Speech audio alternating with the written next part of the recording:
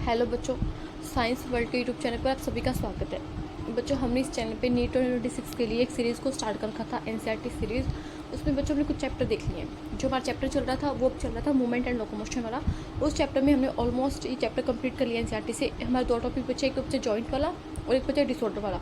उसके बाद में जो हमारा चैप्टर है वो एनसीईआरटी से खत्म हो जाएगा, ठीक है। फिर देन समरी और एक्सरसाइज रहेगी, फिर हम इसके पीवाईक्यू सॉल्व करेंगे। तो फटाफट से आपको स्क्रीन पे दिखा होगा जॉइंट वाला चैप्टर से बच्चे अपने एनसीईआरटी ओपन कर लेंगे। सारे बोलेंगे जय माता दी, सारे बोलेंगे बच्चों एनसीईआरटी माता की जय। अभी हम इस चैप्टर को स्टार्ट करते हैं। सबसे पहले मैं आपको कल वाला थोड़ा सा रिवाइज करवाऊँ। फटाफट से 2 मिनट के अंदर कल वाला रिवाइज करेंगे। बच्चों क्या पढ़ा था हमने? बच्चों कल हमने पढ़ा था बच्चों अपेंडिकुलर स्केलेटन। अपेंडिकुलर स्केलेटन के अंदर बेटा क्या होता है, 126 बोन आती है टोटल। हमारे स्केलेटन सिस्टम के अंदर बेटा 206 बोन होती है। उनमें से बच्चा हमने क्या किया था, इनको 2 पार्ट में डिवाइड किया, एक्सियल स्केलेटन में और अपेंडिकुलर स्केलेटन में। तो एक्सियल स्केलेटन में आती है बच्चों 80 बोन और वहीं पे जो हमारा अपेंडिकुलर स्केलेटन है बच्चों उसमें आती है 126 बोन। अपेंडिकुलर स्केलेटन को बच्चों हम 2 पार्ट में डिवाइड कर सकते हैं, गर्डल और हमारा लिम्स। बच्चों लिम्स देखिए, सबसे पहले तो लिम्स क्या होती है बच्चों, हमारे 4 लिम्स एंड हाइंड लिम्स, मतलब हमारे हाथ और हमारे पैर। मेरा जो एक हैंड है, मेरा जो एक हाथ है वो 30 बोन से मिलकर बना हुआ है। ऐसे ही मेरा दूसरा हाथ भी 30 बोन से मिलकर बना हुआ है। तो टोटल मैं बोल सकती हूँ कि 60 बोन जो है मेरे हाथों में है। दोनों 2 हैंड है मेरे पास में, उनमें कितनी बोन होगी बच्चों, 60 बोन होगी। 2 × 30 करके हम लिख सकते हैं इसको। वैसे बच्चों जो मेरा एक लेग है, एक पैर जो है, मेरा एक हैंड लिम जो है वो 30 बोन से मिलकर बना हुआ है। ऐसे मेरे पास में कितने लिम बच्चों, कितने हैंड लिम में, 2 हैंड लिम में 2 पैर हैं, तो दोनों के दोनों कितने बोन से मिलकर बने हैं, 30 बोन से। तो टोटल 60 बोन होगी किसमें बच्चों, मेरे लेग में। तो 60 बोन मेरे हैंड में, 60 बोन मेरे लेग में, तो टोटल मिला के 120 बोन तो बच्चों किसके पास में आ गई, मेरे लिम्ब के पास में आ गई बच्चों। फिर बच्ची कितनी बोन, 6 बोन बची। 6 बोन बच्चों हम किसको देंगे बच्चों, 6 बोन देंगे हमारे गर्डल को। गर्डल होते हैं बच्चों हमारे पास में 2। एक तो होते हैं बच्चों पेल्विक गर्डल, जो क्या करेगा, पेल्विक गर्डल हमारे लेग्स को, हमारे जो ये लेग्स है उनको अटैच करेगा किससे बच्चों, हमारे एक्सल स्केलेटन से। वहीं पे बच्चों हमारे पास होता है एक पेक्टोरल गर्डल। पेक्टोरल गर्डल क्या करेगा बच्चों, हमारे जो हैंड है उनको क्या करेगा, अटैच करेगा किससे बच्चों, हमारे एक्सल स्केलेटन से। ओके मैम, यहाँ तक हमें समझ में आ गया, तो कोई डाउट नहीं है। फिर फटाफट से रिवाइज करेंगे बच्चों। जो हमारा पेक्टोरल गर्डल है उसके पास में होती है टोटल 4 बोन। 6 में से 2 बोन बच्चों मैंने पेक्टोरल गर्डल को दे दी, तो बच्चे मेरे पास में 2 बोन, वो 2 बोन बच्चों किसके पास जाएगी, पेल्विक गर्डल के पास जाएगी। बच्चों जो मेरा पेक्टोरल गर्डल है उसमें 4 बोन है, 2 है 2 हाफ होते हैं बच्चों, एक लेफ्ट वाली साइड में, एक राइट वाली साइड में। क्योंकि मुझे राइट वाले हैंड को भी मेरे एक्सल स्केलेटन से जोड़ना है बच्चों, मेरे लेफ्ट वाले हैंड को भी मुझे एक्सल स्केलेटन से जोड़ना है। तो 4 बोन्स में 2 तो मेरे पास में होगी स्कैपुला, 2 बोन का नाम क्या बच्चों, स्कैपुला। और 2 बच्चों मेरे पास बोन होगी क्लेविकल। ये 2 बोन होती है। सबसे पहले देखिए स्कैपुला। स्कैपुला बच्चों डोर्सल साइड में, आप खुद इसे फील भी कर सकती हो। स्कैपुला काम मिलेगी बच्चों आपको डोर्सल साइड में मिलेगी। Okay ma'am. बच्चों जो स्कैपुला है वो एक ट्रायंगुलर ऐसे फ्लैट बोन है, ट्रायंगुलर फ्लैट बोन है डोर्सल साइड में। 2 से लेकर 7वीं जो रिब होती है बच्चों उसके बीच में सिचुएटेड होती है। इस ट्रायंगुलर फ्लैट बोन से बच्चों एक प्रोसेस निकलता है जिसे बोलते हैं एक्रोमियन प्रोसेस। और इस प्रोसेस से बच्चों जो मेरी क्लेविकल है वो क्या करती है, जुड़ जाती है। डोर्सल साइड में क्लेविकल मेरी एक्रोमियन प्रोसेस से जुड़ती है, जो मेरे स्कैपुला से निकलता है, और वेंटर साइड में जाकर बच्चों मेरे स्टर्नम से अटैच हो जाती है, ठीक है। वहीं भी बच्चों मेरे स्कैपुला में एक कैविटी होती है जिसे बोलते हैं ग्लिनोइड कैविटी। और इस ग्लिनोइड कैविटी के अंदर मेरा हेड ऑफ ह्यूमर, जो मेरी ह्यूमर बोन है, मेरे हैंड की जो फर्स्ट बोन है उसका सरा कैसे फिट हो जाता है, ठीक है। तो ये तो क्या बच्चा स्कैपुला ऐसी राइट वाली साइड में होगा, ऐसी लेफ्ट वाली साइड में होगा। स्कैपुला के बारे में 2-3 बातें ध्यान रखिए। फ्लैट बोन है, ट्रायंगुलर है, डोर्सल साइड में होगी। प्रोसेस होगा एक्रोमियन प्रोसेस, उससे क्लेविकल अटैच करेगी, क्लेविकल वेंटरली स्टर्नम से अटैच करती है, डोर्सली एक्रोमियन प्रोसेस से अटैच करती है। बच्चों जो हमारी क्लेविकल है इसमें 2-3 बातें ध्यान रखिए। इसमें 2 कर्वेचर मिलते हैं, ऐसे करके 2 ऐसे कर्वेचर मिलते हैं। आप अपने खुद यहाँ पे कॉलर बोन बोलते थे, जो जहाँ पे आपकी शर्ट पहनते हैं आपकी कॉलर आती है वहाँ पे आप उसे फील कर सकते हो। आप कैसे 2 कर्वेचर वाली आपको दोनों साइड में बोन दिखेगी। ये बच्चों अभी क्लेविकल, इसे बोलते हैं कॉलर बोन, और इसे क्या बोलते हैं बच्चों, ब्यूटी बोन भी बोलते हैं, ठीक है। Clavicle, collar bone, beauty bone बोलते हैं। Okay ma'am. ऐसी राइट साइड में स्कैपुला होगी, लेफ्ट साइड में स्कैपुला होगी, राइट साइड में क्लेविकल होगा, लेफ्ट साइड में क्लेविकल होगा। उसके बाद में यहाँ पे जो कैविटी बनती है बच्चों उसे बोलते हैं क्लिनोइड कैविटी। जो कैविटी होती है स्कैपुला में, क्लिनोइड कैविटी, उसके अंदर बच्चों मेरा ह्यूमरस का हेड आके फिट हो जाता है। और यहाँ पे एक जॉइंट बनता है जो आज हम पढ़ेंगे, शोल्डर जॉइंट। और ये टाइप है किसका बच्चों, बॉल एंड सॉकेट जॉइंट का, ठीक है। अब देखो बॉल एंड सॉकेट जॉइंट है, शोल्डर जॉइंट एक टाइप का, और किसका टाइप बच्चों, साइनोवियल जॉइंट का टाइप आज हम पढ़ेंगे। उसके बाद में बच्चों मेरे पास में तो पेल्विक गर्डल। पेल्विक गर्डल को समझो फटाफट से। पेल्विक गर्डल क्या था बच्चों, 2 बोन है, 2 कॉक्सल बोन होती है। एक लेफ्ट वाली साइड में कॉक्सल बोन हो गया ऐसे, और एक मेरे राइट वाली साइड में कॉक्सल बोन हो गया ऐसे, ठीक है। ये जो मेरी कॉक्सल बोन है यहाँ पे वेंट्रली एक दूसरे से मीट करती है, जुड़ती है। यहाँ पे बनता है प्यूबिक सिम्फाइसिस, वेंट्रली मीट करती है, ध्यान रखना, आगे वाली साइड मीट करती है। और यहाँ पे मीट करने पे क्या बनता है, प्यूबिक सिम्फाइसिस बनता है। यहाँ पे कार्टिलेज का टुकड़ा होता है। क्या होता है बच्चों, यहाँ पे कार्टिलेज होता है। जो मेरे बच्चों कॉक्सल बोन है वो 3 बोन के फ्यूज होने से मिलकर बनी है। 3 बोन कौन सी बच्चों, इलियम है, इस्चियम है, और कौन सी बच्चों, प्यूबिस है। इन 3 बोन के फ्यूज होने से मेरी ये कॉक्सल बोन बनी है। बच्चों जो मेरी कॉक्सल बोन है जहाँ पे तीनों बोन फ्यूज करती है, इलियम, इस्चियम, प्यूबिस, जहाँ पे तीनों बोन फ्यूज करती है वहाँ पे कैविटी बन जाती है जिसे बोलते हैं बच्चों एसिटाबुलम। उस कैविटी का नाम क्या बच्चों, एसिटाबुलम। उस कैविटी का नाम है, उस कैविटी के अंदर एसिटिकुलम के अंदर आके मेरी थाई बोन का मतलब जो फीमर उसका यहाँ पे क्या होती है वो आर्टिकुलेट करती है, यहाँ से जुड़ती है। तो जुड़ गई ना मेरी एक्सियल स्केलेटन से, कौन जुड़ गया, और ये जो मेरी पेल्विक गर्डल यहाँ पे क्या होता है बच्चों, हमारी सैक्रम और कोकिक होती है, हमारी वर्टिब्रल कॉलम आती है, वहाँ से जुड़ी होती है। तो पेल्विक गर्डल किससे अटैच है बच्चों, मेरे वर्टिब्रल कॉलम से अटैच है। वर्टिब्रल कॉलम किसका पार्ट है बच्चों, मेरे आपको दिखाऊँ डायग्राम में, वर्टिब्रल कॉलम किसका पार्ट है बच्चों, मेरे वर्टिब्रल कॉलम पार्ट है किसका, एक्सियल स्केलेटन का। देखो ये जो भी कॉक्सियल बोन है, देखो इसने क्या कर रखा है, ये जो मेरी सैक्रम है इसके साथ में अटैच है। और यहाँ पे मेरा यहाँ पे क्या बनेगी, जो कैविटी बनेगी यहाँ पे क्या हो जाएगा बच्चों, मेरा फीमर आके अटैच हो जाएगा। एक डायग्राम और मैं लेके आई थी जिसमें फीमर अटैच किया, वो दिखाएगी आपको। ये रहा यहाँ पे जो कैविटी बनी इसमें फीमर अटैच हो गया, और ये जो मेरी कॉक्सियल बोन है बच्चों मेरी सैक्रम के साथ में अटैच है। ठीक है, तो सैक्रम में किसका पार्ट है बच्चों, वर्टिब्रल कॉलम का पार्ट है। वर्टिब्रल कॉलम क्या है बच्चों, मेरा एक्सियल स्केलेटन है। तो मेरे एक्सियल स्केलेटन से मेरा जो पेडिकुलर स्केलेटन है वो अटैच हो गया किसके हेल्प से, with the help of girdle. और यहाँ पे देखो प्यूबिक सिम्फाइसिस है, कार्टिलेज का टुकड़ा है, और ये प्यूबिक बोन होगी, इलियम स्टियम प्यूबिस बोन होती है, तीनों बोन यहाँ पे फ्यूज करती है, वहाँ पे कैविटी बनती है एसिटाबुलम। उस कैविटी के अंदर बच्चों में फीमर का हेड आके फिट हो जाता है, और दोनों की दोनों जो मेरी कॉक्सियल बोन है लेफ्ट और राइट की वेंट्रली मीट करती है एक दूसरे से, जिसे बोलते हैं प्यूबिक सिम्फाइसिस। और ये क्या होता है बच्चों, यहाँ पे कार्टिलेज का टुकड़ा होता है, ये ब्लू में कार्टिलेज दिखाया हुआ। ठीक है, तो यहाँ पे बच्चों हमारे गर्डल होते हैं कंप्लीट। देन उसके बाद में बारी किसकी आई बच्चों, देन उसके बाद में बारी आएगी हमारे लिम्स की। अब फटाफट से लिम्स देख लेते हैं। लिम्स बच्चों मेरे पास में 2 हाथ है 2 पैर हैं, यस मैम 2 हाथ है 2 पैर है। जो मेरे दोनों हाथ है बच्चों, एक हाथ में 30 बोन है, दूसरे हाथ में भी 30 बोन है। बोन कैसी होती है, सबसे पहले आएगी बच्चों मेरी फीमर की बोन, सबसे पहले कौन आएगी बच्चों, फीमर, फिर आएगी रेडियस, फिर आएगी अल्ना, फिर आएगी मेरी रिस्ट की बोन। एक रेडियस है, एक अल्ना, एक फीमर है, सॉरी एक फीमर एक ह्यूमरस है, एक ह्यूमरस एक रेडियस एक अल्ना। देन बच्चों मेरे पास में रिस्ट की बोन जिन्हें बोलते हैं बच्चों कार्पल्स, वो नंबर में कितनी होती है बच्चों, 8 होती है। कार्पल्स कितनी होती है बच्चों, नंबर में 8 होती है। फिर बच्चों मेरे पास में मेटाकार्पल्स जिन्हें बोलते हैं पाम बोन कितनी होती है बच्चों, 5 होती है। फिर बच्चों मेरे पास में फैलेंजेस मतलब उंगलियों की बोन जिन्हें बोलते हैं बच्चों डिजिट, वो कितनी होती है, वो 14 होती है। एक ह्यूमरस थी, एक रेडियस थी, एक अल्ना थी। आप जब भी इनको ऐड करोगे तो बच्चों कितनी बोन आ जाएगी, 30 बोन आ जाएगी पास में। ठीक है, और जो आपको ये ध्यान में जो डिजिट है, जो फ्लेंजेस है, उसमें जो मेरे थंब है बच्चों, उसमें तो 2 फ्लेंजेस हो गए, बाकी जो मेरी जितनी भी फिंगर है, चाहे मेरी छोटी वाली फिंगर, इंडेक्स फिंगर है, मिडिल फिंगर है, उसमें सभी में कितने क्या होंगे बच्चों, फ्लेंजेस होंगे, 3 होंगे। ओके ठीक है, तो 14 का डिवाइडेशन ऐसे होता है, थंब में 2 देने हैं, बाकी सभी में 3 देने हैं। 4 फिंगर में 3 12 होगी, 2 थंब में तो 14 होगी। ओके मैम, वैसे ही बच्चों मेरी लेग की बोन आएगी। लेग में सबसे पहले क्या आएगी बच्चों, फीमर आएगी, जो कहाँ पे अटैच होगी बच्चों, मेरी एसिटाबुलम कैविटी में अटैच होगी, जो पेल्विक गर्डल में होती है। फीमर के बाद में आएगा बच्चों टिबिया और फैबुला। और बच्चों मेरे पास में जो मेरा क्या होता है, जो मेरा नी होता है उसके ऊपर एक कैप लगा होता है, जिसे बोलते हैं नी कैप, पटेला। ये एक बोन हो जाएगी, एक फीमर होगी, एक टिबिया होगी, एक फिबुला होगी, एक पटेला हो गया। फिर बच्चों आती है मेरी एंकल की बोन, मेरे जो एंकल है उसकी बोन आती है, उन्हें बोलते हैं टार्सल्स, वो कितनी बच्चों 7 होगी बच्चों। फिर आती है मेरे पाँव का जो सोल है, मेरे पाँव का जो पंजा है, उसे बोलते हैं मेटाटार्सल्स, वो कितनी होगी बच्चों 8 होगी, सॉरी 5 होगी। जैसे पाम में 5 बोन थी ना, वैसे मेरे मेटाटार्सल्स बोलते हैं, जैसे पाम में मेटाकार्पल्स थे, वैसे ही पाम के सोल में क्या होंगे, मेटाटार्सल्स होंगे, वो कितनी होगी बच्चों 5 होगी।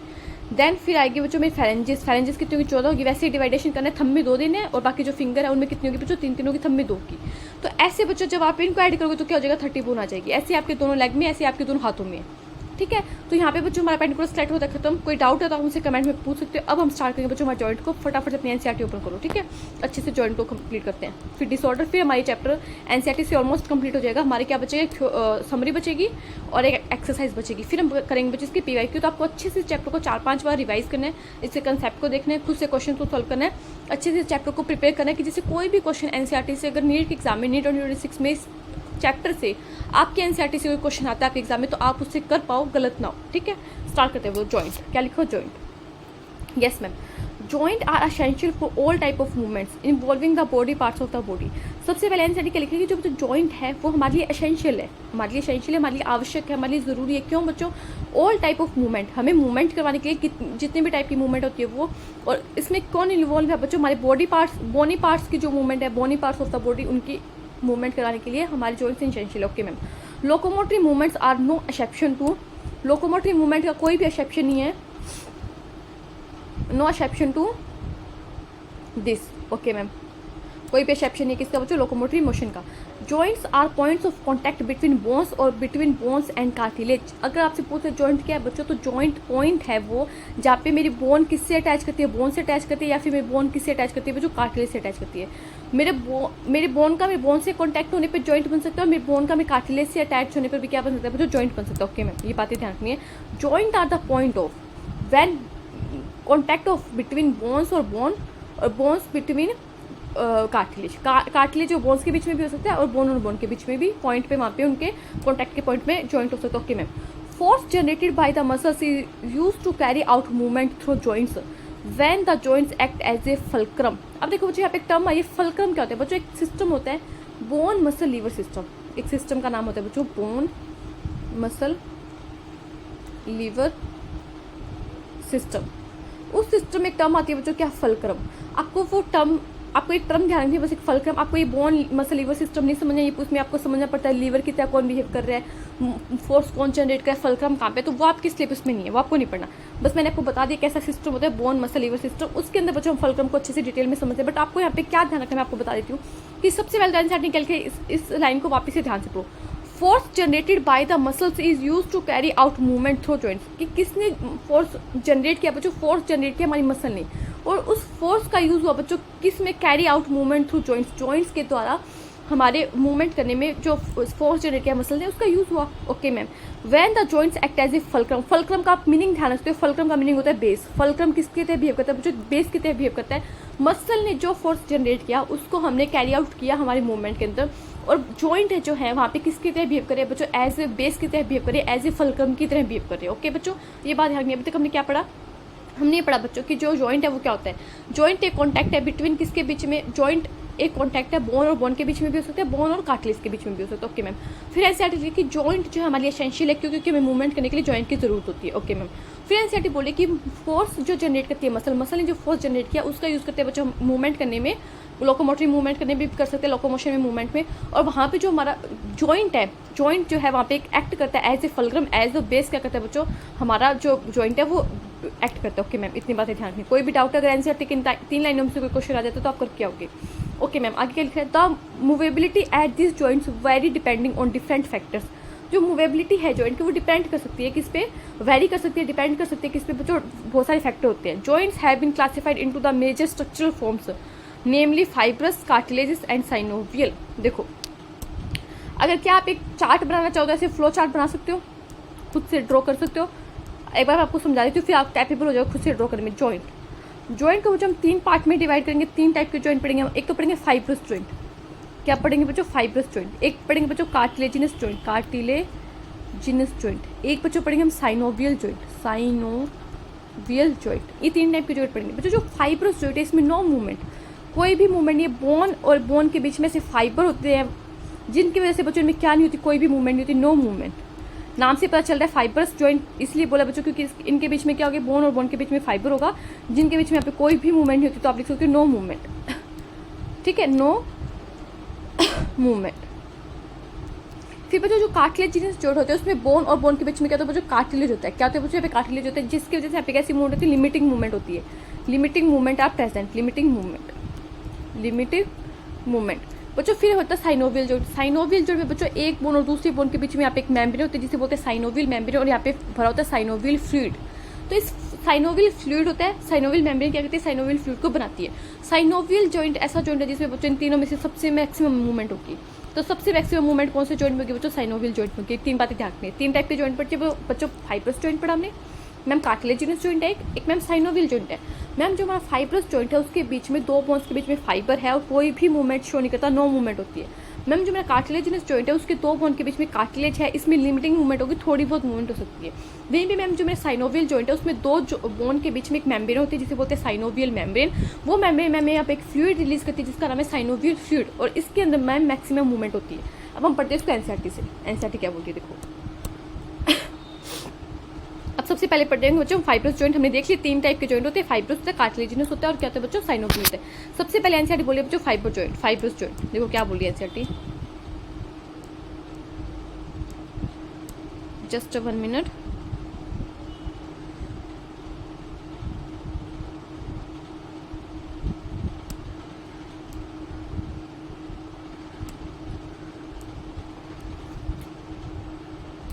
देखो fibrous joint. Fibrous joint do not allow any movement. This type of joint is shown by the flat circle bones which fuse end to end with the help of dense fibrous connective tissue in the form of sutures to form the cranium. देखो अभी हमने क्या बोला, अभी हमने एक बात पढ़ी थी कि मैम फाइब्रस जॉइंट ऐसा जॉइंट है जिसमें कोई भी मूवमेंट नहीं हुई, तो एनसीईआरटी फर्स्ट लाइन ये लिखे कि fibrous joint do not allow movement. Okay ma'am, ये बात समझ में आ गई कि फाइब्रस जॉइंट में कोई भी मूवमेंट नहीं होगी। फिर हमने पढ़ा था बच्चों फाइब्रस जॉइंट में 2 बोन के बीच में कहते हैं बच्चों फाइबर होते हैं। फाइबर भी कौन सा है बच्चों, डेंस फाइब्रस कनेक्टिव टिश्यू। हम पढ़ेंगे टिश्यू वाला चैप्टर जिसमें क्या होता है, डेंस कनेक्टिव टिश्यू होता है, डेंस फाइब्रस कनेक्टिव टिश्यू होता है, ठीक है, और एक लूज कनेक्टिव टिश्यू होता है। तो उसमें से बच्चों जो डेंस फाइब्रस कनेक्टिव टिश्यू, हमें ध्यान रखना डेंस फाइब्रस कनेक्टिव टिश्यू बच्चों प्रेजेंट होता है किसमें, हमारे फाइब्रस जॉइंट में। और इसका एग्जांपल ध्यान है बच्चों, हमारा जो क्रेनियम है, हमने पढ़ा था क्रेनियम, क्रेनियम में बच्चों बोन होती है, ऑक्सीपिड होती है, टेम्पोरल होती है, पैराइटल होती है, फ्रंटल होती है, एथमोइड होती है, स्फिनोइड होती है। क्रेनियम की जो बोन है बच्चों आपस में अटैच होती है किसकी हेल्प से, डेंस फाइब्रस कनेक्टिव टिश्यू की हेल्प से। किसकी हेल्प से बच्चों, डेंस फाइब्रस कनेक्टिव टिश्यू की हेल्प से। कौन सा जॉइंट बनाती है बच्चों, फाइब्रस जॉइंट बनाती है, जिसमें कोई भी मूवमेंट नहीं होती। और इस जो जॉइंट प्रेजेंट होता है क्रेनियम के अंदर, इस जॉइंट को बोलते हैं बच्चों सूचर। क्या बोलते हैं बच्चों, सूचर बोलते हैं।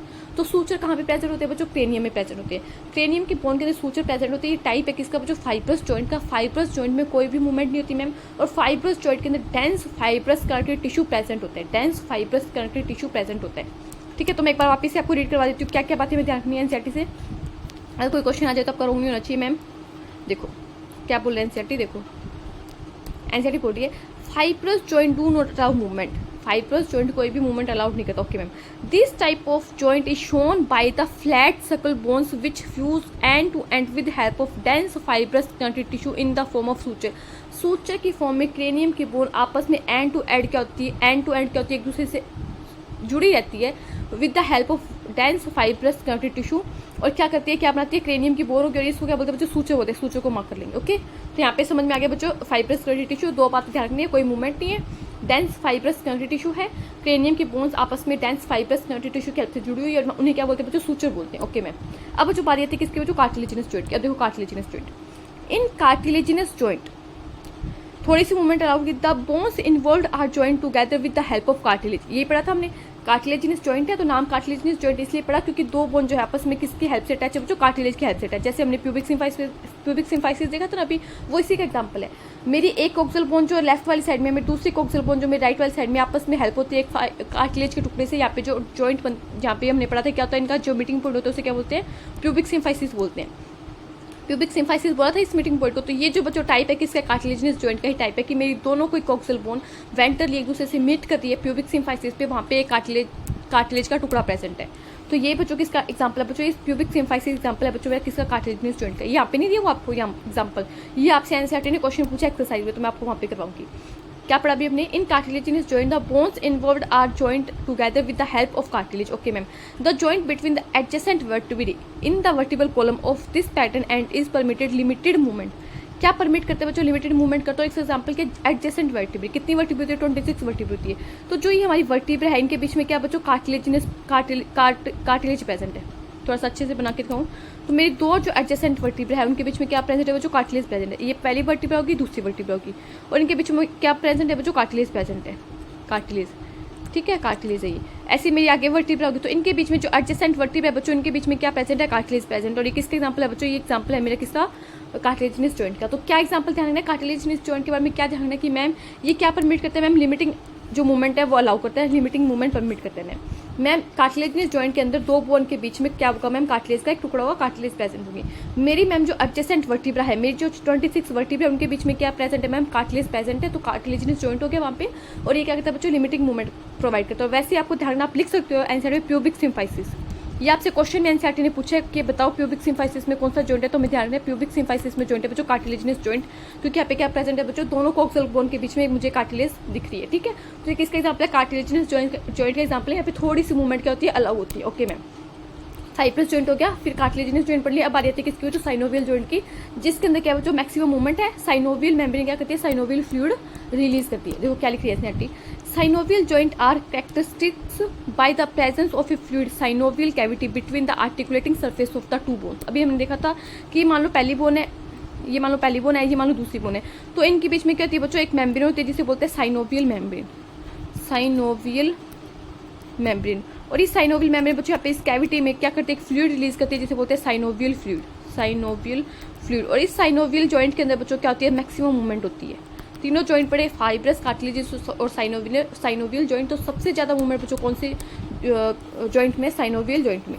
तो एनसीईआरटी लिख रही है कि साइनोवियल जॉइंट का कैरेक्टरिस्टिक्स क्या है, कैरेक्टराइज्ड क्या है। साइनोवियल जॉइंट का कैरेक्टरिस्टिक्स यही है कि यहाँ पे क्या प्रेजेंट होती है बच्चों, fluid field synovial cavity present होती है। कहाँ पे, between the articulating surface of the to bone, दो बोन के आर्टिकुलेटिंग सरफेस पे फ्लूइड फील्ड कैविटी प्रेजेंट होती है जिसका नाम बच्चों के साइनोवियल कैविटी, और उसके अंदर जो फ्लूइड होता है बच्चों उसे बोलते हैं synovial fluid. Okay ma'am, such an arrangement allow considerable movement, यहाँ पे कैसी मूवमेंट होगी, कंसिडरेबल मूवमेंट होगी, सबसे ज़्यादा मूवमेंट तीनों जॉइंट में यहीं पे होती है।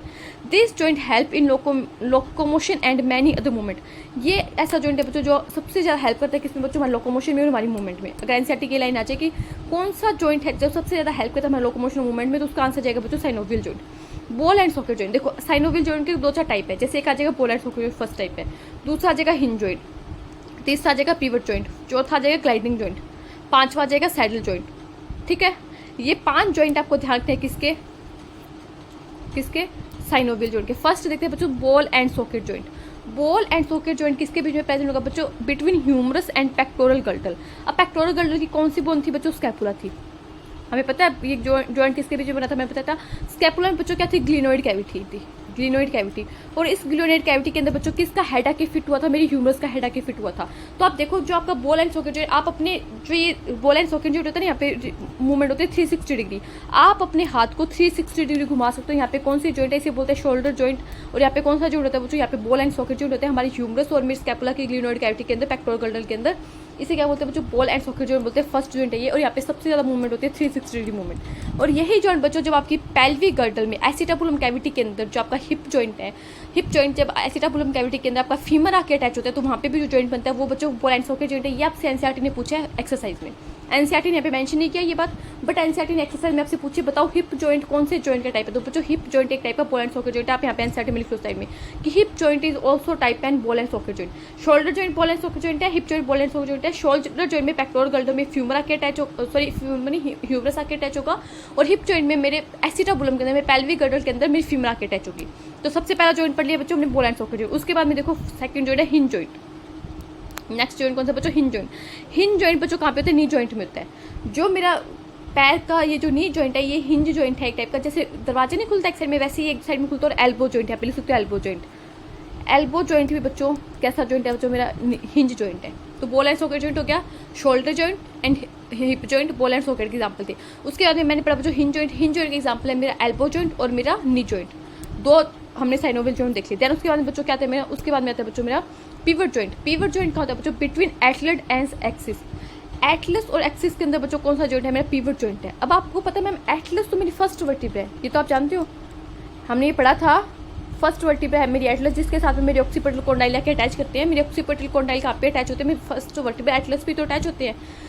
तो एक्सिस क्या मैम, एक्सिस बच्चों आपकी सेकंड वर्टिब्रा का नाम है। सेकंड वर्टिब्रा का नाम भी ध्यान रखना, 26 के 26 नहीं रखने, 2 ही ध्यान रखने हैं, फर्स्ट एटलस है सेकंड एक्सिस है। तो मेरी जो फर्स्ट वर्टिब्रा एटलस और जो मेरी सेकंड वर्टिब्रा एक्सिस, उनके बीच में बच्चों क्या कौन सा जॉइंट प्रेजेंट होता है, उनके बीच में जॉइंट प्रेजेंट होता है बच्चों पिवट जॉइंट। तो आप बोलोगे कि मैम अभी हमने देखा था कि हमारी जो ये वर्टिबल कॉलम की जो क्या है, ये वर्टिब्रा है एडजेसेंट वर्टिब्रा है वर्टिबल कॉलम की, उनके बीच में तो मैम कार्टिलेजिनस जॉइंट है। हाँ बच्चों, जो आगे की जो बच गई वर्टिब्रा उनके बीच में कार्टिलेजिनस जॉइंट है, बट फर्स्ट और सेकंड वर्टिब्रा एटलस और एक्सिस ध्यान रखना, इनके बीच में पाइवट जॉइंट है।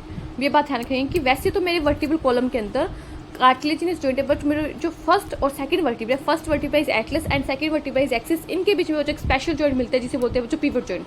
तो बॉल एंड सॉकेट जॉइंट देखिए फटाफट से बोलेंगे, हिप जॉइंट और शोल्डर जॉइंट एक एग्जाम्पल है। फिर हम देखा बच्चों हिंज जॉइंट। हिंज जॉइंट के एग्जाम्पल है बच्चों क्या, नी जॉइंट और मेरा एल्बो जॉइंट। फिर बच्चों में देखा पिवट जॉइंट। पिवट जॉइंट के एग्जाम्पल है बच्चों में एटलस और एक्सिस के बीच में जो जॉइंट होता है वो। और वैसे मेरे वर्टिबल कॉलम के अंदर कौन सा जॉइंट है बच्चों, कार्टिलेजिनस जॉइंट है। फिर आएगा बच्चों ग्लाइडिंग जॉइंट। ग्लाइडिंग जॉइंट बच्चों बिटवीन कार्पल्स। कार्पल्स कौन सी बोन होती है बच्चों, हमारी जो रिस्ट की बोन होती है। आप देखोगे रिस्ट की बोन के बीच में जो आपका जॉइंट है वो कौन सा है बच्चों, आपका है ग्लाइडिंग जॉइंट। इसमें क्या होती है बच्चों, आपकी जो बोन्स होती है वो एक दूसरे के ऊपर ग्लाइड करती है, स्लाइड करती है, ग्लाइड करती है। तो इसे क्या बोलते हैं बच्चों, ग्लाइडिंग जॉइंट बोलती है। कार्पल्स के अंदर जो कहाँ पे है आपकी रिस्ट बोन है। फिर बच्चों एक लास्ट जॉइंट बच गया जिसका नाम है बच्चों सैडल जॉइंट। कौन सा जॉइंट बच गया बच्चों, सैडल जॉइंट। सैडल जॉइंट होता है बच्चों between carpal and metacarpal of thumb. Are some example ध्यान रखना है, कार्पल यानी बच्चों में रिस्ट की बोन, थंब की जो रिस्ट है, सॉरी थंब की रिस्ट क्या होगी, थंब की जो कार्पल्स होगी, ठीक है, कार्पल्स से बच्चों में रिस्ट की बोन होगी। थंब के साइड की जो कार्पल है और थंब के साइड की जो मेटाकार्पल है, मेटाकार्पल काम की बच्चों पाम में होगी। तो थंब के साइड के कार्पल और मेटाकार्पल के बीच में जॉइंट होता है बच्चों सैडल जॉइंट। अब फटाफट से मैं साइनोवियल जॉइंट को कंपाइल करूंगी, फिर हम पढ़ेंगे डिसऑर्डर, ठीक है बच्चों। फिर उसके बाद में क्या पढ़ेंगे बच्चों, डिसऑर्डर पढ़ेंगे। फटाफट से मैं साइनोवियल जॉइंट को कंपाइल करूंगी। देखो बच्चों हमने साइनोवियल जॉइंट पढ़ा। साइनोवियल जॉइंट का कैरेक्टरिस्टिक क्या है साइनोवियल जॉइंट का कैरेक्टरिस्टिक है कि उसमें एक फ्लूइड से फिल्ड कैविटी होगी, साइनोवियल कैविटी, उसके अंदर फ्लूइड होगा, साइनोवियल फ्लूइड। उसके बाद बच्चों हमने देखा यहाँ पे कंसिडरेबल मूवमेंट होती है, सबसे ज़्यादा मूवमेंट हमें तीनों जॉइंट में यहीं पे मिलेगी। लोकोमोशन और मूवमेंट करने में ये जो साइनोवियल जॉइंट है हमारा हेल्प करता है। सबसे पहले बच्चों मैंने पढ़ा ball and socket joint. First joint पढ़ा बच्चों मैंने बॉल एंड सॉकेट जॉइंट, उसके एग्जांपल शोल्डर जॉइंट और मेरा हिप जॉइंट। फिर बच्चों मैंने पढ़ा मेरा हिंज जॉइंट, हिंज जॉइंट का एग्जांपल बच्चों मेरा नी जॉइंट और मेरा एल्बो जॉइंट। फिर बच्चों मैंने पढ़ा पिवट जॉइंट, पिवट जॉइंट में एग्जांपल है बच्चों मेरा एटलस और एक्सिस के बीच का जो जॉइंट है। फर्स्ट वर्टिब्रा और सेकंड वर्टिब्रा के बीच का जो जॉइंट है बच्चों क्या मेरा पिवट जॉइंट है, वो एक टाइप का साइनोवियल जॉइंट है। फिर बच्चों आएगा मेरा ग्लाइडिंग जॉइंट, जो मेरे कार्पल्स है, जो मेरी रिस्ट की बोन है उनके बीच में क्या कौन सा जॉइंट होगा बच्चों, ग्लाइडिंग जॉइंट होगा। फिर आएगा बच्चों मेरा सैडल जॉइंट, सैडल जॉइंट का थंब का कार्पल और मेटाकार्पल जो है उनके बीच में जो जॉइंट है बच्चों वो है मेरा सैडल जॉइंट। ठीक है, इतनी बातें ध्यान रखनी है। फिर उसके बाद में पढ़ते हैं डिसऑर्डर। कार्टिलेजियस जॉइंट के बारे में देख लिया, थोड़ी सी मूवमेंट होती है, कार्टिलेज का टुकड़ा मिलेगा और मेरे जो वर्टिब्रा एडजेसेंट वर्टिब्रा के बीच में क्या होगा बच्चों, कार्टिलेजियस जॉइंट होगा। बट फर्स्ट और सेकंड वर्टिब्रा एटलस और एक्सिस के बीच में पिवट जॉइंट, ये बात ध्यान रखनी है, जो एक साइनोवियल जॉइंट का टाइप है। फिर हमने देखा कि मैम जो मेरी प्यूबिक सिम्फाइस है उसमें भी क्या है, मेरा कार्टिलेजियस जॉइंट ही है। फिर मैंने देखा था फाइब्रस जॉइंट जिसके अंदर कोई भी मूवमेंट नहीं होती। मेरे जो बोन है वो डेंस फाइबर कनेक्टिव टिश्यू के हेल्प से क्या होते हैं बच्चों, जुड़े रहते हैं। और इसका एग्जांपल है बच्चों सूचर। सूचर कहाँ पे मिलते हैं बच्चों, हमारे क्रेनियम की जो बोन है वो आपस में जो जुड़ी होती है उसे बोलते हैं सूचर। और इसमें डेंस फाइब्रस कनेक्टिव टिश्यू मिलता है और कोई भी मूवमेंट नहीं होती, no movement is allowed. Okay, अब बच्चों पढ़ते हैं डिसऑर्डर, जो मेरे मस्कुलर और स्केलेटल सिस्टम से रिलेटेड है। सबसे पहले बच्चों आपको डिसऑर्डर दिखा myasthenia gravis. Myasthenia gravis autoimmune disorder affecting neuromuscular junction leading to fatigue, weakening and paralysis of skeletal muscles. सबसे पहले तो ये ध्यान रखना है कि माइस्थेनिया ग्रेविस एक ऑटो इम्यून डिसऑर्डर है। ऑटो इम्यून डिसऑर्डर बच्चों वो डिसऑर्डर होता है, आप पढ़ोगे 12th क्लास का चैप्टर है, 8th नंबर चैप्टर हेल्थ और डिजीज वाला। ऑटो इम्यून डिसऑर्डर वो चैप्टर होता है जब आपकी एंटीबॉडीज आपकी सेल और प्राई सेल के अंदर, जो सेल बाहर से आई है और जो सेल आपकी खुद की बॉडी के, उनके बीच में डिफरेंस ना कर पाए, खुद की सेल को ही आपकी जो एंटीबॉडीज है वो मानने लगे। आपका इम्यून सिस्टम आपकी खुद की सेल्स को, आपकी खुद की बॉडी की सेल्स को जब मानने लगे तो उसे बोलते हैं बच्चों ऑटो इम्यून डिसऑर्डर। कि आपके ऑटो का मतलब है खुद का, इम्यून का मतलब हो गया आपका इम्यून सिस्टम। तो आपके इम्यून सिस्टम की वजह से जो आपको डिसऑर्डर है वो क्या बच्चों, ऑटो इम्यून डिसऑर्डर है। तो माइस्थेनिया ग्रेविस एक ऑटो इम्यून डिसऑर्डर है। ओके मैम, इससे क्या होता है बच्चों, जो हमारी स्केलेटल मसल होती है, स्केलेटल मसल कौन सी पड़ी थी, स्ट्राइटेड होती है, वोलेंट्री होती है, मल्टीन्यूक्लिएटेड होती है, ऐसे हमने पढ़ी थी स्ट्राइटेड मसल्स। जो हमारी स्केलेटल मसल्स है उनमें क्या है बच्चों, ये क्या करती है, फटीग हो जाती है, इनमें वीकनिंग होती है, उनमें क्या होती है, पैरालिसिस हो जाती है। और ये किसको अफेक्ट करता है, मेरा ऑटो इम्यून डिसऑर्डर कहाँ पे जाके अफेक्ट करता है, ये न्यूरोमस्कुलर जंक्शन पे। न्यूरोमस्कुलर जंक्शन पढ़ा था, मोटर न्यूरॉन और मसल फाइबर के बीच का जो जंक्शन था न्यूरोमस्कुलर जंक्शन, जिसे हमने मोटर एंड प्लेट भी कहा था, उसके ऊपर भी बच्चों किस पे इफेक्ट होता है, मेरे जो ACH के रिसेप्टर थे, ACH के रिसेप्टर लगे हुए थे किस पे बच्चों, मेरे सार्कोलेमा पे, एसिटाइलकोलिन के रिसेप्टर थे, उनको क्या करते हैं, खत्म कर देते हैं। जब मेरे ACH के रिसेप्टर ही खत्म हो गए बच्चों, उनको डिस्ट्रॉय कर देते, तो क्या ACH आके जुड़ेगा सार्कोलेमा से, नहीं। तो क्या मसल कॉन्टैक्ट हो पाएगी, नहीं। तो क्या होता है, फटीग हो जाता है, पैरालिसिस हो जाता है और वीकनिंग आ जाती है। तो क्या बात ध्यान रखनी है, माइस्थेनिया ग्रेविस के बारे में 3-4 बात ध्यान रखनी है फटाफट से। माइस्थेनिया ग्रेविस में एक ऑटो इम्यून डिसऑर्डर है, मेरा न्यूरोमस्कुलर जंक्शन अफेक्ट होता है। न्यूरोमस्कुलर जंक्शन में बच्चों मेरी ACH के रिसेप्टर क्या होते हैं, अफेक्ट होते हैं। मैम इससे फटीग आती है, पैरालिसिस होता है, वीकनिंग होती है, किसकी, स्केलेटल मसल्स की। ओके मैम, देन आता है बच्चों मस्कुलर डिस्ट्रोफी। सेकंड डिसऑर्डर है बच्चों muscular dystrophy, progressive degeneration of skeletal muscles mostly due to genetic disorder. सबसे पहले ध्यान रखना मस्कुलर डिस्ट्रोफी एक जेनेटिक डिसऑर्डर है। ओके मैम, और इसमें क्या होता है बच्चों, जो मेरी स्केलेटल मसल्स है वो क्या हो जाती है, डीजनरेट हो जाती है। एकदम से क्या होता है कि जो मस्कुलर डिस्ट्रोफी के अंदर तो क्या होता है, मसल्स एकदम पूरी खत्म ही हो जाती है। स्केलेटल मसल्स के अंदर जो मेरी मस्कुलर डिस्ट्रोफी है, जेनेटिक डिसऑर्डर, उसके अंदर मेरी स्केलेटल मसल्स एकदम डीजनरेट हो जाती है। ओके मैम, फिर आता है बच्चों tetany, rapid spasm, wild contraction. Rapid spasm कौन होता है, wild contraction in muscles due to low calcium in body fluid. जब बच्चों मेरे बॉडी फ्लूइड के अंदर कैल्शियम कम हो गया तो मेरी जो मसल है वो क्या करती है, रैपिड स्पैज्म करती है, वाइल्ड कॉन्ट्रैक्शंस करती है। तो ये किसकी वजह से होता है बच्चों, टिटेनी की वजह से होता है। फिर उसके बाद में क्या है बच्चों, नेक्स्ट डिसऑर्डर कौन सा है, नेक्स्ट डिसऑर्डर है आर्थराइटिस। देखो मैंने ये बताया था, आइटिस वर्ड किसी के पीछे लग जाए तो क्या होता है, इन्फ्लेमेशन होती है। जैसे मैं पढ़ा था ग्लोमेरुलोनेफ्राइटिस, किडनी वाले चैप्टर में, इससे पहले वाले चैप्टर में डिसऑर्डर पढ़ा था ग्लोमेरुलोनेफ्राइटिस में किडनी के ग्लोमेरुलर के अंदर सूजन आ गई थी, इन्फ्लेमेशन आ गई थी। ब्रोंकाइटिस में ब्रोंकियोल्स में ब्रोंकाई के अंदर सूजन आना, इन्फ्लेमेशन आना। तो आर्थराइटिस, आर्थ वर्ड किसके आता है, वो जो जॉइंट के लिए आता है। तो इन्फ्लेमेशन ऑफ जॉइंट के अंदर सूजन आना, इन्फ्लेमेशन होना जॉइंट के अंदर, क्या बच्चों, आर्थराइटिस है। देन बच्चों osteoporosis, age related disorder characterised by decreasing bone mass and increasing chance of fractures, decrease level of oestrogen common cause. बच्चों क्या होता है, ऑस्टियोपोरोसिस क्या होता है, ये मेनली किस में दिखता है बच्चों, फीमेल्स में दिखता है। फीमेल में और एज रिलेटेड डिसऑर्डर क्यों बोला बच्चों, जब फीमेल को क्या हो जाता है, मीनोपॉज हो जाता है, जब उनके पीरियड्स आने बंद हो जाते हैं, फीमेल को मीनोपॉज हो जाता है, तो उनकी बॉडी के अंदर क्या होता है बच्चों, जो एस्ट्रोजन है उसका लेवल डिक्रीज हो जाता है। तो एस्ट्रोजन बच्चों हमारे बोन मास के लिए, बोन को हेल्दी रखने के लिए, फीमेल में बोन मास के लिए क्या होता है, इंपॉर्टेंट होता है। तो मीनोपॉज होने के बाद में एज रिलेटेड डिसऑर्डर ये 50 साल की उम्र के बाद में, मीनोपॉज होने के बाद में बॉडी के अंदर एस्ट्रोजन का लेवल डिक्रीज होना, जिसकी वजह से मेरा बोन मास भी डिक्रीज हो जाता है बच्चों, और मेरे फ्रैक्चर के चांस बढ़ जाते हैं। तो osteoporosis is age related disorder when oestrogen is decrease in body, जिससे क्या होता है मेरे डिक्रीज इन बोन मास हो जाता है, और क्या होता है बच्चों में फ्रैक्चर के चांस बढ़ जाते हैं। ये होता है बच्चों ऑस्टियोपोरोसिस। देन पढ़ा बच्चों गाउट। गाउट तो हमने किस में पढ़ा था, एक्सक्रीशन वाले टॉपिक में भी पढ़ा था। गाउट क्या होता है बच्चों, inflammation of joint due to accumulation of uric acid crystals. Joint के अंदर बच्चों यूरिक एसिड क्रिस्टल्स का जमा होना, एक्यूमुलेट होना, उसकी वजह से क्या होता है बच्चों, गाउट होता है। ठीक है, तो फटाफट से मैं डिसऑर्डर को कंपाइल करूंगी, फिर आज की क्लास को खत्म करेंगे, फिर नेक्स्ट क्लास में हम समरी देखेंगे, एक्सरसाइज देखेंगे, फिर बच्चों PYQ सोल्व करेंगे। फटाफट से आंखें बंद करके डिसऑर्डर पढ़ेंगे। सबसे पहले मैम हमने पढ़ा माइस्थेनिया ग्रेविस। माइस्थेनिया ग्रेविस के बारे में ध्यान रखना मैम, ये ऑटोइम्यून डिसऑर्डर है, मेरे न्यूरल मस्कुलर जंक्शन को अफेक्ट करता है। न्यूरोमस्कुलर जंक्शन में मेरे बच्चों मेरे ACH रिसेप्टर को, एसिटाइलकोलिन रिसेप्टर को, इससे फटीग होगा, पैरालिसिस होगी, वीकनिंग होगी स्केलेटल मसल्स की। देन बच्चों हमने पढ़ा मस्कुलर डिस्ट्रोफी। मस्कुलर डिस्ट्रोफी बच्चों क्या एक जेनेटिक डिसऑर्डर है, जिसके वजह से क्या होता है बच्चों, प्रोग्रेसिव डीजनरेशन होता है मेरे स्केलेटल मसल्स। देन बच्चों हमने एक डिसऑर्डर पढ़ा गाउट। गाउट के बच्चों मेरे यूरिक एसिड के क्रिस्टल्स का एक्यूमुलेशन होना मेरे जॉइंट के अंदर, यूरिक एसिड के क्रिस्टल का एक्यूमुलेशन होना जॉइंट के अंदर क्या कहता है बच्चों, गाउट कहता है। आर्थराइटिस, आर्थ वर्ड आता है बच्चों जॉइंट के लिए, जॉइंट के अंदर इन्फ्लामेशन होना क्या कहते हैं बच्चों, आर्थराइटिस कहते हैं। Ma'am osteoporosis. ऑस्टियोपोरोसिस मैम एक एज रिलेटेड डिसऑर्डर है, जिसके अंदर एस्ट्रोजन का लेवल कम हो जाने से, डिक्रीज हो जाने से बच्चों क्या होता है, मेरा बोन मास भी डिक्रीज हो जाता है और मेरे फ्रैक्चर के चांस बढ़ जाते हैं। तो ये ऑस्टियोपोरोसिस हो गया, आर्थराइटिस हो गया, गाउट हो गया, माइस्थेनिया ग्रेविस हो गया, मस्कुलर डिस्ट्रोफी हो गया, और बच्चिया क्या, टिटेनी। टिटेनी बच्चों क्या होता है, इसमें क्या होता है, रैपिडली स्पाज्म आते हैं, वाइल्ड कॉन्ट्रैक्शन होते हैं due to decrease level of calcium in body fluid. Calcium का बॉडी फ्लूइड के अंदर डिक्रीज होने की वजह से क्या होता है बच्चों, टिटेनी होती है, इसमें रैपिडली स्पाज्म आते हैं, वाइल्ड कॉन्ट्रैक्शन होते हैं। तो आई थिंक 6 डिसऑर्डर है ना, 6 डिसऑर्डर बच्चों आपके इसके दिए हुए हैं, स्केलेटल सिस्टम के और मस्कुलर सिस्टम के बोल सकते हैं। और कोई भी डाउट हो तो आप पूछ सकते हो। थैंक यू आपका क्लास देखने के लिए, आपने इतना कीमती टाइम मुझे दिया। ठीक है, ऐसे ही हंसते रहो, मुस्कुराते रहो, फटाफट से पढ़ते रहो। कोई भी डाउट हो तो पूछ लेना। आई होप आपको समझ में आ गया होगा। ठीक है, आज की क्लास को कोई डाउट हो तो आप कमेंट में पूछ सकते हो। ऐसी वीडियो अगर अच्छी लगी तो लाइक शेयर सब्सक्राइब करो, पढ़ते रहो, हंसते रहो, मुस्कुराते रहो। Thank you. स्माइल थोड़ी सी कम बन गई।